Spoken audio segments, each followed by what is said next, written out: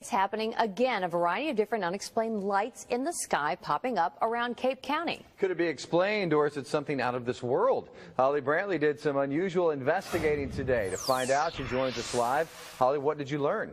Jeff, at least half a dozen people contacted me personally to tell me about unexplained red and white lights around the Jackson area. Now, so far, they can't point to something like a weather balloon, a falling star, or even a plane to explain it. So that has them wondering, could this be related to incredible tales from the Cape Girardeau area dating back decades? A bar of red and white lights hovering above homes in Jackson. Well, I was pretty stunned. People tell us they were mesmerized by beams and light shooting from either end. I mean, hovering over the sky like that, you know, is one thing, but then when it starts shooting lights out. Chris Clifton and others say the lighted craft showed up for at least 5 minutes twice over the last week around the Bent Creek area of Jackson. And just take a look at this video from a Cape Girardeau apartment taken the last weekend in July.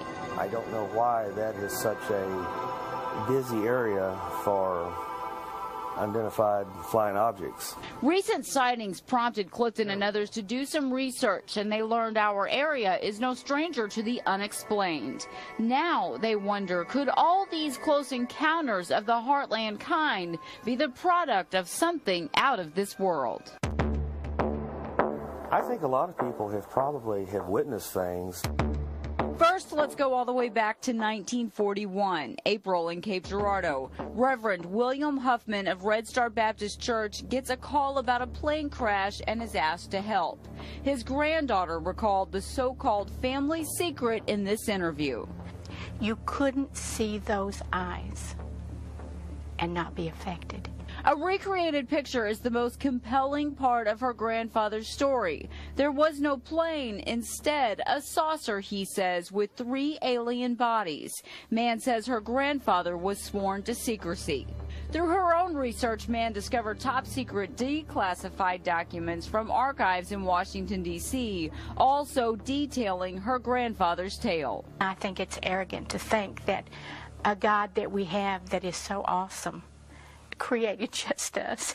Others in Piedmont also recall hundreds of sightings of lights in the sky from the early 70s, detailed in this old newspaper. Sightings past and present that give people like Clifton reason to look for answers. Because I had never seen anything like this before. Still looking for answers, I am told several members of local law enforcement also reported unexplained sightings over the past 10 years. Now, meanwhile, that crash of 1941, I'm told, continues to be researched today and is the subject of books and documentaries. All around the world, many UFO enthusiasts feel sightings are picking up.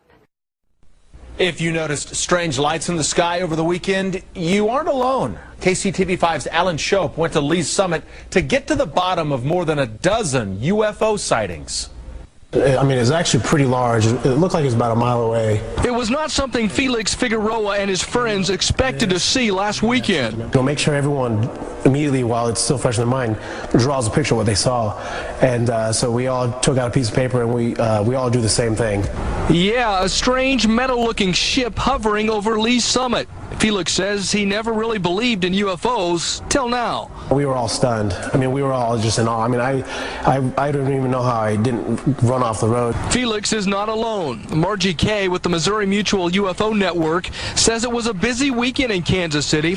17 different people with sightings contacted her office this weekend alone. This last weekend was really big. Saturday late night to Sunday morning, during a 6.5-hour period, we had so far to date 17 witnesses call in about UFOs that they've seen. No one knows if UFOs actually exist or why they'd be hanging out in the Kansas City area. One thing is for sure, for the folks who witnessed the strange events this last weekend, they wish they'd have taken pictures. Richard Vick wished he'd have taken pictures of a strange sight that he saw in the sky Saturday off 435 and 63rd Street in Missouri. I was looking out my window towards the east. Under the tree line, there's an orange orb. And it was traveling, I'd guess, 40, 50 miles an hour. And it hit the tree line, and then it would just start to move up and just explode into like 5 balls. As for Felix, he has a message for those who may not believe. Definitely have second thoughts, and I would say that it's a possibility, especially after what I saw. In Lee Summit, Alan Shope, KCTV5 News. Strange indeed. Well, we called Whiteman Air Force Base. A spokesperson says they didn't have anything in the skies Saturday night, and they are not aware of any pending UFO investigations.